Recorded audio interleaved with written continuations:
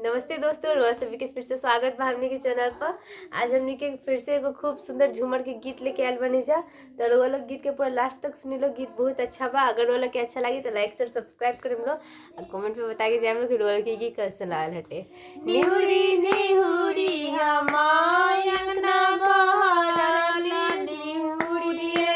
के देवर मुहावा निहर खाले निहुरिए के देवर मुहावा निहुर खाले निहुरिए के निहुरी निहुरी हमाय अंगना बहरला निहुरिए के निहुरिए के देवरा मुहावा निरे खाले निहुरिए के देवरा मुहावा निरे खाले निहुरिए के कहे लगी भौजो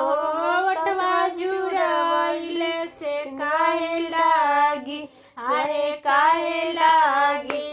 ढड़ला नैना लोरवा से काहे लागी ए ढड़ेला नैना लोरवा से काहे लागी पाना लागी देवर होठवा जुड़ाइले से भैया लागी ए रउआ भैया लागी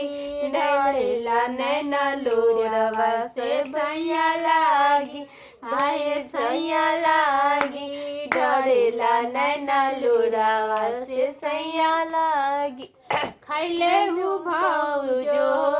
पाकल पानवा से बिसार देहू आहे बिसार देहू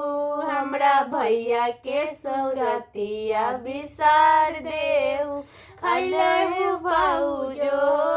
पाकल पानवा से बिसार देहू आहे बिसार देहू हमरा भैया के सूरतिया बिसार देहू हमरा भैया के सूरतिया बिसार दे अगता लगई देवर पानल पानवा से ना बिसरी आए ना बिसरी रौड़ा भैया के सूरतिया ना